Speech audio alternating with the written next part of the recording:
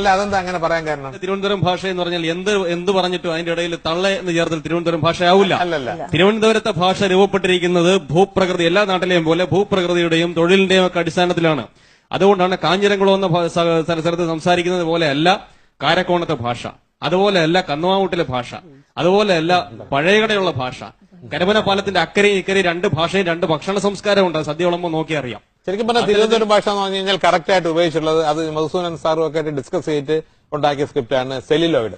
അതിൽ പൃഥ്വിരാജ് എല്ലാവരും പറയുന്ന മലയാളം സെല്ലുലോയിഡിൽ ഒരു വാക്യം തന്നെ ഉണ്ട്. കാരണം കമൽ സാർ തിരക്കഥ എഴുതിയിട്ട് എന്റെ സുഹൃത്തു കൂടിയായ ബിജു ബാലകൃഷ്ണന്റെ കയ്യിൽ കൊടുക്കുന്നു. അത് ഇങ്ങനെയാണ് തിരക്കഥ: പറഞ്ഞാൽ കേൾക്കുകയില്ല, ഒരു അനുസരണ വേണ്ടേ സാർ എഴുതിയിട്ട് കൊടുക്കുകയാണ്. അപ്പൊ ഇതിന് തെക്കൻ മലയാളത്തിൽ മാറ്റുമ്പോ പറഞ്ഞാലും ചെല്ലിയാലും കേൾക്കണാര് ചെല്ലിയാവര് ചെല്ലി വരിക വേണ്ടേ എന്നാണ് കറക്റ്റ്. അതാണ് അതിന്റെ തനി.